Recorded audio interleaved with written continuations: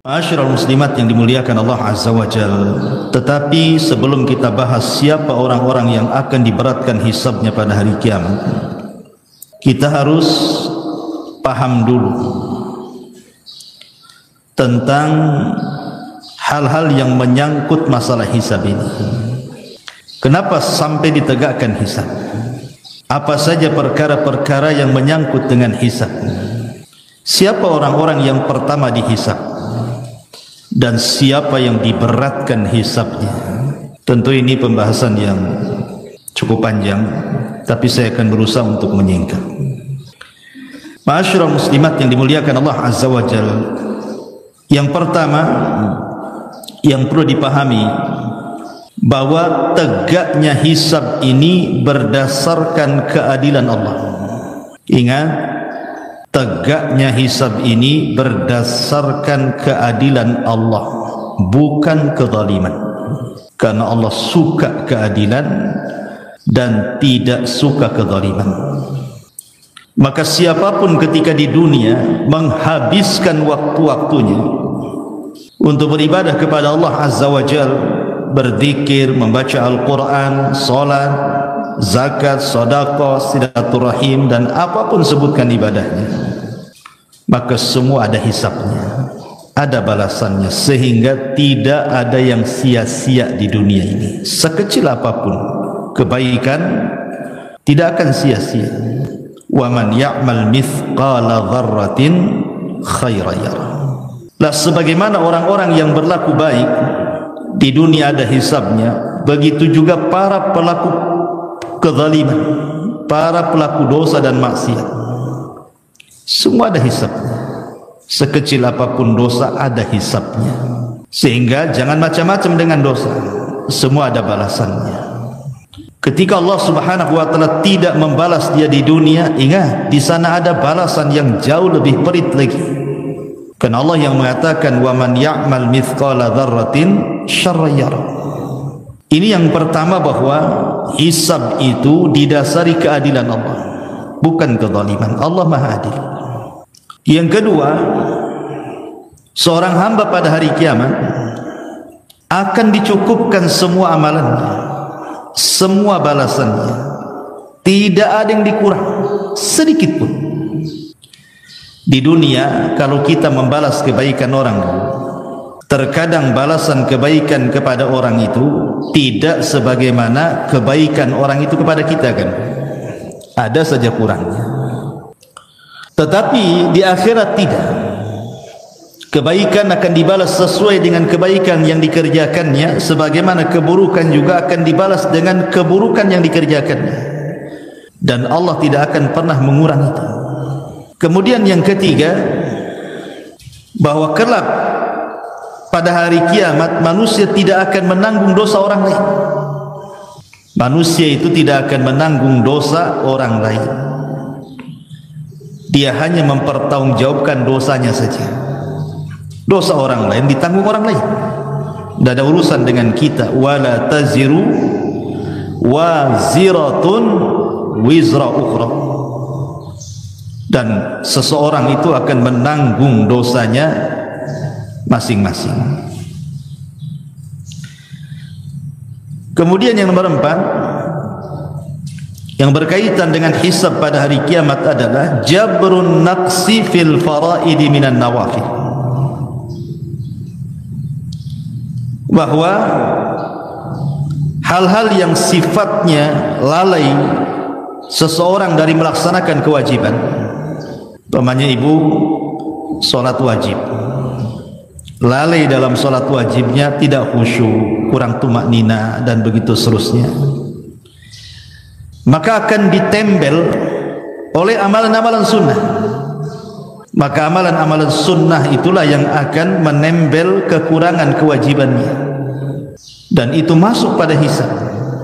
Seperti sholat sunnah rawatib, atau kalau dalam puasa Ramadan ada puasa di bulan Sya'ban atau puasa Syawal, dan begitu seterusnya. Kemudian juga hisab juga, yang nomor 6 ya, hisab juga kelak pada hari kiamat akan diletakkan 2 timbangan. Timbangan kebaikan dan timbangan keburukan. Mana-mana timbangan kebaikan lebih berat, maka dipastikan dia masuk surga. Mana-mana timbangan keburukan yang lebih berat, dipastikan masuk neraka. Mana-mana yang kemudian seimbang antara kebaikan dan keburukannya, maka dengan syafaat dan rahmat Allah dan atas kehendak Allah juga bisa saja Allah masukkan ke dalam surga. Kemudian yang nomor 7 juga di antara hal yang berkaitan dengan hisab pada hari kiamat, bahwa niat yang baik, ibu punya niat dan belum diamalkan kebaikan itu, maka tetap akan ada hisabnya pada hari kiamat. Sebagaimana niat jahat kemudian belum melakukannya dan ditinggalkannya, baik karena Allah, baik karena lemahnya dia melakukan atau karena tidak sukanya dia melakukan, semua ada hisabnya pada hari kiamat. Jadi niat saja ada hisab. Maka hati-hati soal niat ini, jangan sembarang niat. Kemudian juga yang nomor 7, di antaranya adalah ada seseorang yang berbuat kebaikan di dunia.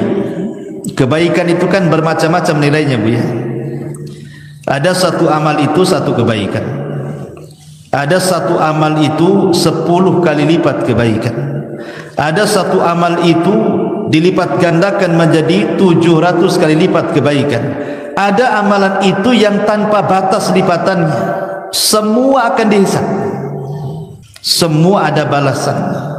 Sebagaimana dosa juga ada yang satu dosa itu dilipat gandakan, dosanya sama, tetapi terkadang dilipat gandakan.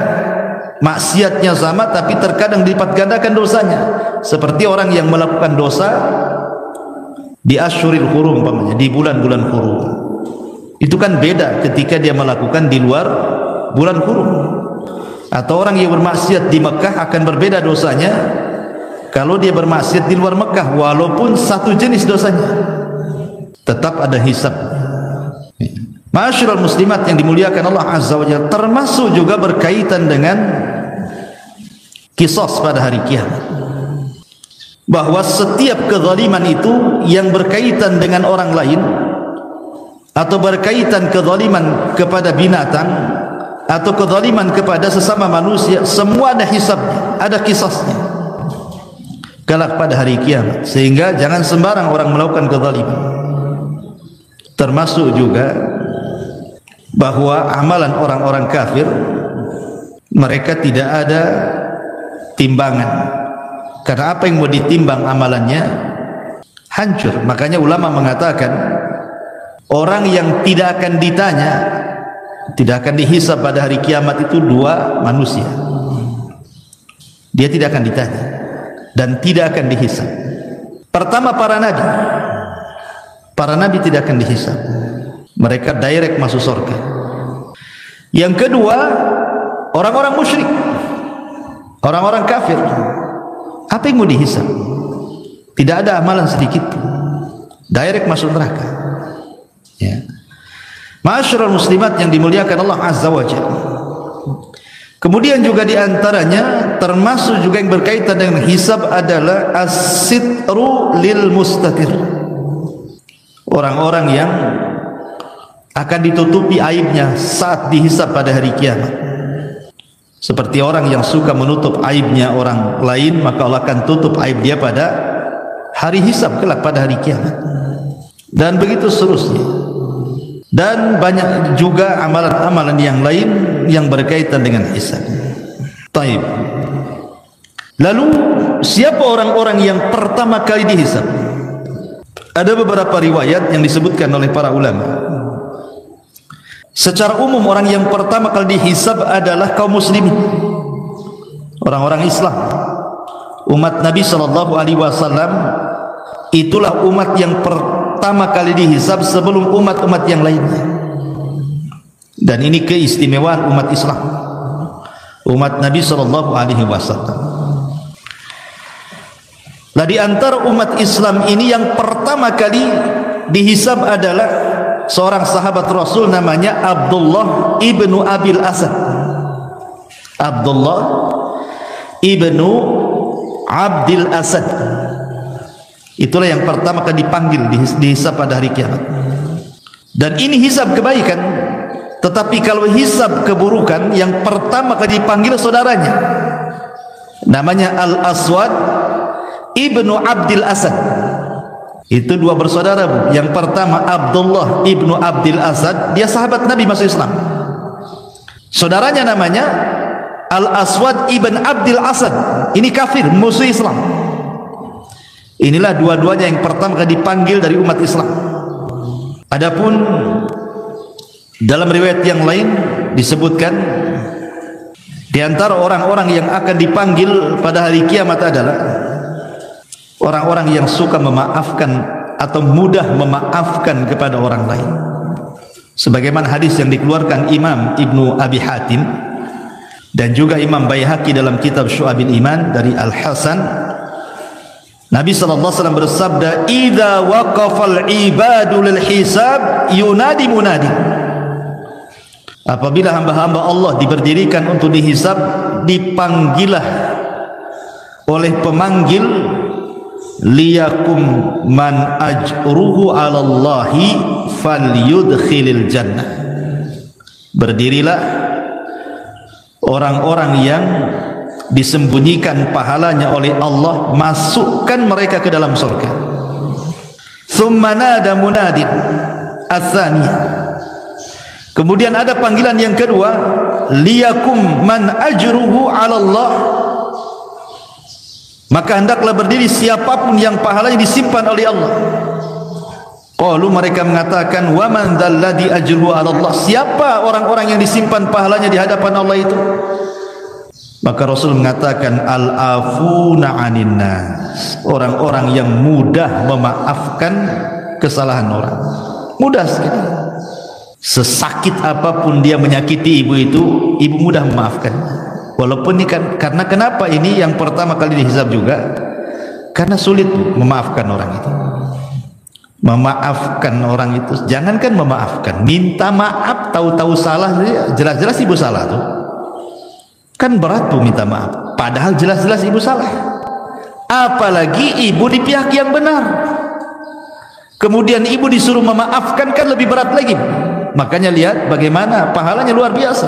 Tergolong orang-orang yang di awal-awal dihisab pada hari kiamat, dipanggil dan dimasukkan ke dalam surga. Dan Allah katakan, faman afa wa aslaha fa ajruhu 'ala Allah. Siapa yang mudah memaafkan dan mengislah, maka pahalanya disimpan Allah Subhanahu wa taala. Kemudian juga di antara orang-orang yang pertama kali dihisab juga sebutkan dalam hadis adalah orang-orang yang senantiasa menjalankan salat. Awal ma yuhasabul abdu yaumal qiyamah salatu. Yang pertama kali dihisab adalah salatnya. Siapa yang baik salatnya, maka semua amalannya dianggap baik. Siapa yang buruk salatnya, maka semua amalannya dianggap buruk. Termasuk soal darah, pembunuhan. Itu juga awal ma yuqdu anhu yaumal qiyamah ad-dima. Awal yang pertama diputuskan pada hari kiamat adalah persoalan darah, pembunuhan. Ma'asyiral muslimat yang dimuliakan Allah Azza wa Jalla, ini juga di antara orang-orang yang pertama kali dihisab pada hari kiamat. Baik, kita masuk pembahasan. Lalu siapa orang-orang yang diberatkan hisabnya pada hari kiamat itu? Siapa mereka? Aisyah Ummul Mukminin radhiyallahu anha, beliau pernah suatu ketika bertanya kepada Nabi sallallahu alaihi wasallam tentang ayat fasaufa yuhasabu hisaban yasira. Fasaufa yuhasabu hisaban yasira. Maka kelak ada orang-orang yang akan dihisab dengan hisab yang mudah. Maknanya di sana ada hisab yang sulit. Maka Nabi sallallahu alaihi wasallam ketika itu mengatakan, man husiba udzib. Man husiba udzib. Siapa yang dihisab secara detail oleh Allah Azza wa Jal pasti binasa. Siapa yang dihisab secara detail pasti binasa. Maksudnya apa? Ada sebuah hadis yang dikeluarkan oleh Abu Dzar Al-Ghifari radhiyallahu anhu, yang dikeluarkan Imam Muslim. Nabi SAW mengatakan, inni la a'lamu akhiru ahlil jannah duhulan. Aku paling tahu siapa orang yang paling akhir orang masuk surga. Maksudnya masuknya. Wa akhir ahlin nar khurujan minha, dan yang terakhir penduduk neraka yang keluar dari neraka. Siapa mereka? Rajulun yu'ta bihi yaumal qiyamah, seorang laki-laki akan didatangkan di hadapan Allah pada hari kiamat. Fayuqal, dan dikatakan, i'ridu alaihi sighara dhunubihi, tampakkan kepadanya dosa-dosa kecilnya. Dan dia sudah ketakutan karena disuruh ditampakkan dosa kecilnya, belum lagi dosa besarnya. Maka tiba-tiba kemudian setelah ditampakkan dosa-dosa kecilnya, kemudian Allah ampuni. Kemudian dia pun meminta untuk ditampakkan dosa-dosa besarnya, karena melihat dosa kecilnya diampuni, apalagi dosa besar, menurutnya dia begitu. Tapi dalam hadis, warfa'u anhu kibaraha, dan angkat dosa-dosa besarnya. Fatu'radu alaihi sigharu dhunubihi, maka ditampakkan padanya dosa-dosa kecilnya. Fayuqal, maka dikatakan, amilta yauma kadza wa kadza wa kadza wa kadza, apakah engkau melakukan ini wa amilta yauma kadza wa kadza kadza wa kadza, dan engkau juga mengamalkan pada waktu hari ini itu dan lain sebagainya. Maka orang ini mengatakan, na'am ya, na'am ya, la yastati'u an yunkira wa huwa musyfikun min kibari dhunubihi an tu'rada alaihi, dan dia tidak bisa ingkar, tidak bisa mungkir dari dosa kecilnya, dia mulai ketakutan dengan dosa besarnya. Fayuqal, maka dikatakan padanya, innalaka makana kulli sayyi'atin hasanah, bagimu telah dihilangkan perbuatan burukmu dan diganti dengan kebaikan. Maka orang ini mengatakan, Rabb, qad amiltu asya'a la araha hahuna, ya Rabb, aku sudah mengamalkan sesuatu yang aku tidak bisa melihatnya di sini. Falaqad ra'aitu an-nabiyya sallallahu alaihi wasallam dhahika hatta badat nawajib. Kata Abu Dzar, aku melihat Rasul tertawa sampai gerahmnya nampak. Maksudnya apa hadis ini? Hadis ini menjelaskan tentang hisab yang mudah. Hisab yang mudah itu adalah hisab yang tidak ada rincian secara detail. Jadi kalau ibu dipanggil, ibu tidak ditanya soal rincian-rincian dosa, tetapi ibu hanya ditanya dosa-dosa kecil saja. Kemudian setelah ditanya, ibu mengakui dosanya, maka Allah mengatakan, dosa yang kecil yang ibu lakukan aku ganti dengan kebaikan. Dia sudah mulai ketakutan tuh, tetapi setelah dia mendengar bahwa dosa kecilnya diganti kebaikan, kemudian dia berpikir bagaimana dosa besar. Maka Allah Subhanahu wa ta'ala tidak mempermasalahkan dosa besarnya. Inilah yang disebut dengan hisaban yasira, namanya ibu ya, hisabnya mudah. Hanya ditampakkan amalannya saja, suruh mengakui tanpa ada perdebatan, dan tidak dirinci. Hanya sebagian kecil dosa saja ditanyakan, dan dosa-dosa yang lain dianggap ditutup. Ini kan luar biasa. Inilah disebut hisaban yasira, namanya hisabnya mudah. Tapi kalau hisabnya berat, hisabnya sulit, inilah hisab yang seseorang akan selama kehidupannya itu akan diaudit seluruh amalannya. Akan diaudit seluruh amalannya itu, yang kecil sampai yang kecil sekali, yang nampak, yang tidak tampak, yang badan, yang hati, semua akan dirinci, tidak ada yang terlewat sedikit. Ini namanya hisab yang berat, bu, namanya betul-betul ditanyakan semuanya.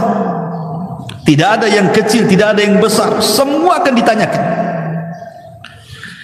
Dan ini adalah hisab yang sangat berat. Hisab kalau sudah seperti ini berat sekali.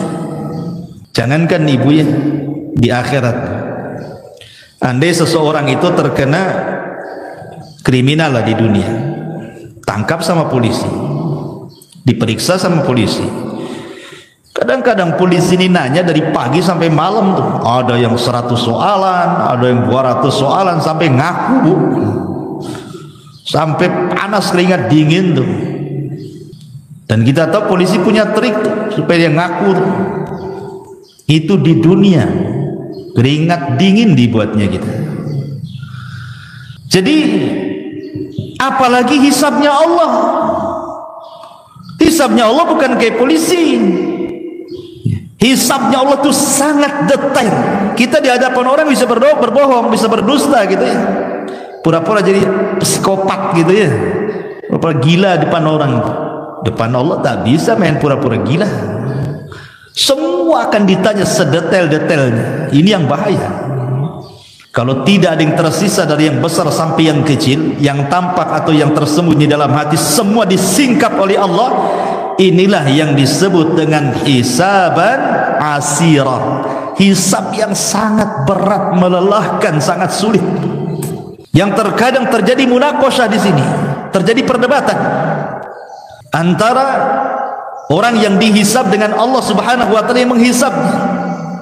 Terkadang dia mengingkari, tapi pada hari kiamat tidak bisa orang mengingkari apa yang sudah dilakukannya. Kenapa?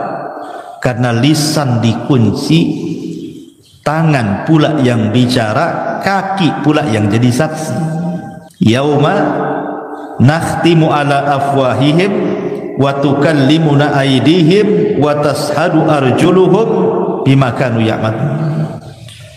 Kunci, lisan terkunci, tangan bicara, kaki pula jadi saksi. Bukan hanya tangan bicara, kulit bicara. Siapa manusia yang badannya tidak ada kulitnya? Enggak ada kecuali kulit ini. Semua manusia itu dari ujung kepala sampai kaki ada kulitnya. Artinya bahwa tidak ada satupun tempat di badan kecuali kulit tahu perbuatan yang dilakukannya. Ketika kulit ini menjadi saksi di hadapan Allah Azza wa Jalla, badan protes kepada kulit, lima syahidtum alaina. Hei kulit, kenapa engkau bersaksi untuk badanmu sendiri? Kulit mengatakan, antakan Allah, Allah yang buat aku bicara, katanya. Cemana pula Allah yang buat aku bicara? Lihat, tidak ada sekecil apapun kecuali akan dihisab. Ini berat sekali, melelahkan. Ma'asyiral muslimat yang dimuliakan Allah Azza wa Jalla. Lalu apa saja yang berhubungan dengan hisab-hisab yang berat ini? Yang pertama, berhubungan dengan dosa yang berkaitan dengan hamba. Ini akan berat. Berat sekali hisab. Jangan pernah melakukan dosa yang ada hubungannya dengan hamba. Saya analogikan begini saja Bu ya. Ibu punya hutang ke 100 orang. Sudah jatuh temponya, tak dibayar. Dicarilah ibu ke 100 orang itu di dunia. Kira-kira ibu mau sembunyi di mana tuh? 100 orang nyari ibu. Masing-masing orang yang ibu hutangi itu nyuruh debt collector. Preman-preman pula yang disuruh. Apa ibu nggak debar-debar tuh? Mau nyembunyi di mana? Di kolong ranjang? Nggak bisa. Terpaksa lah ibu keluar dari batang. Itu baru dicari 100 orang tuh. Ibu sudah kebingungan tuh, mau kemana nih, mau kemana? Nggak selamat saya. Itu di dunia tuh, kalau kita berbuat dosa kepada manusia, pinjam utang 100 orang nggak dibayar, dicari oleh 100 orang, udah kebingungan. Jangan sampai di akhirat Bu, ibu dicari oleh manusia banyak. Si Anu pernah digibahi nyari ibu, si Anu pernah dilecehkan kehormatannya oleh ibu, nyari juga ibu. si anu pernah diledeki, si anu pernah dipukul, si anu pernah diejek, si anu, Masya Allah. Coba bayangkan, kalau ibu menggibah satu orang, mungkin dia aja yang nyari ibu. Tapi kalau ibu buat gibah nasional, satu Indonesia nyari ibu nanti. Ada, jangan gibah-gibah jamaah, nanti satu jamaah yang nyari. Itu baru dosa gibah, dicari orang yang digibahinya kan, Bu. Belum dosa-dosa yang terkait dengan manusia itu di luar daripada gibah. Ngambil tanah orang, itu pun akan dicari sama yang punya tanah itu pada hari kiamat. Apalagi menghina orang akan dicari juga. Itu akan sulit hisabnya. Makanya kenapa orang yang seperti ini disabdakan oleh Nabi sallallahu alaihi wasallam, atadruna mal muflisu hadhil ummah. Kata Nabi sallallahu alaihi wasallam, kalian tahu siapa muflisnya umat ini? Muflisnya umat ini. Maksudnya muflis di sini bangkrut, orang yang bangkrut pada hari kiamat. Sahabat polos, bukan disangkanya orang bangkrut usahanya yang bangkrut. Ya kata sahabat, ya orang muflis itu man la dirhamalahu wala mata, orang yang gulung tikar usahanya, orang yang tidak punya modal, habis semua, nggak ada barang, nggak ada uang, itulah barang bangkrut katanya. Kata Rasul bukan itu. Tapi orang yang bangkrut ini kata Rasul, innal muflisa min ummati yaumal qiyamati man ya'ti yaumal qiyamati bi salatin wa siyamin wa zakatin wa ya'ti qad syatama hadha wa qadhafa hadha wa akala mala hadha wa safaka dama hadha wa dharaba hadha.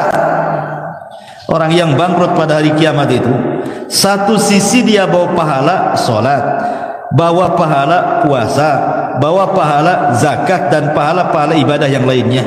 Sisi lain dia zalim pula sama orang, pernah mencaci si fulan, pernah menuduh si fulan, pernah makan harta si fulan, pernah membunuh darah si fulan, pernah memukul si fulan. Lihat, di sini ada 3 soalan berkaitan dengan zalim kepada orang. Dosa lisan, dosa perbuatan, dan dosa hati. Ya. Adapun dosa lisan seperti mencaci, memaki, menuduh, ini dosa lisan. Menggibah, apalagi dosa lisan banyak, mengejek, baik dengan mata, dengan isyarat, dengan lisannya, gitu ya. Macam-macam. Ataupun dengan perbuatan, memukul, membunuh, ya, mengambil harta orang, ataupun dengan hati, hasad kepada orang, benci kepada orang, dendam kepada orang, dan begitu seterusnya.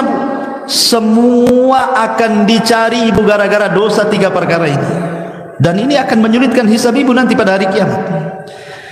Makanya di dunia, siapa yang di dunia sedikit dicari orang, maka dia akan dimudahkan hisabnya pada hari kiamat. Kalau di dunia banyak dicari orang, maka di akhirat pun akan dipersulit hisabnya. Maka persedikitlah melakukan dosa kepada manusia, supaya jangan dituntut banyak-banyak orang. Sehingga dari sini apa? Jaga lisan dan jaga perbuatan. Al-muslimu man salimal muslimuna min lisanihi wa yadi. Seorang muslim itu yang selamat orang muslim lain dengan lisan dan tangannya. Sedikitkan, Bu. Ya, gibah kurangi. Kalau bisa janganlah, bukan dikurangi. Jangan. Kalau dikurangi masih gibah namanya. Hal-hal yang seperti itu. Kemudian hal-hal yang menjurus kepada dosa orang. Kurangi komentari orang. Jangan kepo. Apa Bu kepo? Kepolisi, tanya-tanya. Ya, kepo itu bahasa Cina atau bahasa apa? Ya kepo lah kan, orang jalan mungkin tak lurus jalannya, pincang, kok gitu jalannya, katanya. Ngapain ibu tanya, urusan dia lah jalannya kayak gitu. Ya, nampak orang jalan gemuk itu kan, tak pandai dayat orang itu, katanya. Lah, tak pandai pula dayat sama orang. pakaian tak cocok dengan kulit. Cemana kulit hitam pakaian merah pura, jadi merah hitam lah, orang merah putih harusnya katanya. Subhanallah, kok kepo gini orang nih kan. Itu kurangi dosa-dosa kayak gini nih. Memang dia nggak dengar ucapan ibu, tapi nanti pada hari kiamat nyari ibu loh. Dulu kok yang ngomong aku hitam merah kan gitu ya. Dulu kok yang bilang aku pincang lari-lari gitu. Semua akan ditanya, kurangilah kepo-kepo tuh. Itu urusan dengan orang, itu kan dicari orang nanti. Siapapun, semakin banyak yang nyari orang karena perbuatan orang ini kepada orang lain, itu makin sulit tuh hisabnya. Maka berhenti, stop, jangan melakukan dosa pada manusia ya. Ini yang pertama. Yang kedua persoalan keikhlasan. Persoalan keikhlasan. Usahakan dalam beramal itu jangan sampai diberikan kepada selain Allah Azza wa Jalla. Karena ada orang-orang yang nampaknya berbuat baik, harusnya dia dapat hisab yang mudah, atau boleh jadi tidak dihisab. Rupanya dia pula hisabnya sulit. Ketika dia beramal kebaikan diniatkan bukan karena Allah. Dalam sebuah hadis Nabi SAW mengatakan, awal ma yuqda anhu awal man tusyu'ira bihi yaumal qiyamah. Orang yang pertama kali disentuh pada hari kiamat adalah 3 manusia. Siapa 3 manusia ini? Pertama orang pakar Quran, yang kedua pakar sedekah, yang ketiga pakar jihad. Dohirnya kan bagus Bu ya, pakar Quran bagus, sedekah bagus, jihad bagus, bagus tiga-tiganya. Masalahnya tiga-tiganya beramal untuk selain Allah. Nanti akan dipanggil tuh pada hari kiamat. Tampakkan amalannya. Betul kau itu yang baca Quran tuh, khusyuk-khusyuk tuh. Betul ya Rabb, itu saya. Apa maksudmu tuh? Aku baca Quran karenamu ya Rabb. Kata Allah, kadzabta, dusta kau. Kau ini baca Quran biar orang mengatakan kau seorang qori saja, ya kan? Kau ahli sedekah juga mengatakan ditampakkan amalnya. Terus siapa tuh yang bersedekah atau bolak-balik ke Darul Ilmi itu masih uang sedekah tuh? Itu aku itu. Apa yang maksudkan kau di situ? Oh iya, aku bersedekah karenamu ya Rabb. Allah mengatakan kadzabta, dusta kamu. Kau bersedekah biar disebut dermawan aja. Seorang mujahid ditampakkan amalannya. Itu siapa itu yang perang pemberani itu? Hebat kali dia perangnya, banyak dibunuhnya musuhnya. Itu aku ya Rabb katanya. Untuk apa kau di situ? Qataltu fika ya Rabb. Aku berperang karenamu. Allah katakan kadzabta, dusta kau. Kau ini berperang supaya orang mengatakan kau pahlawan aja tuh. Jadi lihat amal-amal seperti ini bahaya. Ini memberatkan hisab. Ya. Kemudian juga hal-hal yang memberatkan juga selain daripada perkara-perkara ketidakikhlasan. Amalan ini bukan karena Allah Subhanahu wa taala gitu. Termasuk juga Bu, ada amalan-amalan itu yang kalau bisa dihindari. Karena ini berat azabnya pada hari kiamat. Contohnya apa? Contohnya umpamanya Rasul mengatakan salasatun la yanzurullahu azza wa jal yaumal qiyamah. Allah tidak akan melihat kepada 3 orang ini pada hari kiamat. Siapa mereka? Al-aqu liwalidayhi. Ini juga yang berat hisabnya. Orang yang durhaka kepada orang tua. Orang yang durhaka dengan orang tua. Sama dosanya, hisabnya juga berat. Wal mar'atul mutarajjilatu, ataupun laki-laki yang menyerupai perempuan yang menyerupai laki-laki atau sebaliknya, LGBT. Dan sekarang banyak perempuan yang menyerupai laki-laki, ngomong digede-gedein, pakaian dibuat kayak laki-laki, pakai jas, pakai jin dibawa-bawa di kakinya coba. Jadi ada pakaian diketat-ketatin, ngapain coba? Itu bukan kodratnya perempuan. Ini besar nih iqabnya pada hari kiamat. Ataupun dayuth, kepala rumah tangga yang tidak punya kecemburuan sama sekali. Nggak punya kecemburuan, nggak apa-apa mau istrinya maksiat, mau anaknya maksiat, nggak peduli dia. Dayus, hati. Ini juga besar dosanya. Ya, dan berat hisabnya juga, ya. Ataupun sebagaimana Nabi SAW mengatakan, al-mannan dalam riwayat yang lain mannah, suka menyebut-nyebut pemberian, ya. Atau dalam riwayat yang lain, 3 orang yang tidak akan diajak bicara adalah pada hari kiamat dan bahkan tidak akan dibersihkan. Syekhun zanin, orang tua yang berzina, malikun kadzab, penguasa para pendusta, dan orang miskin sombong. Saya ini heran kalau ada orang miskin sombong tuh, udah miskin sombong lagi kan itu. Kalau orang kaya sombong wajar lah kan dia. Ada yang disombongkan kaya. Orang miskin sombong, apalah yang disombongkan itu? Tak tahu diri itu namanya. Ini besar dosanya, ya. Dan banyak lagi, ya, orang-orang yang sombong nanti pada hari kiamat juga akan dikumpulkan dan dijadikan seperti semut. Inilah diantara keterangan para ulama bahwa nanti pada hari kiamat itu semua akan dihisab di hadapan Allah, termasuk juga Allah mengatakan latus alunna yauma idzin anin naim, karena akan ditanya pada hari kiamat soal nikmat semua nikmat itu akan ditanya, yang kecil yang besar semua akan ditanya di hadapan Allah Subhanahu wa ta'ala.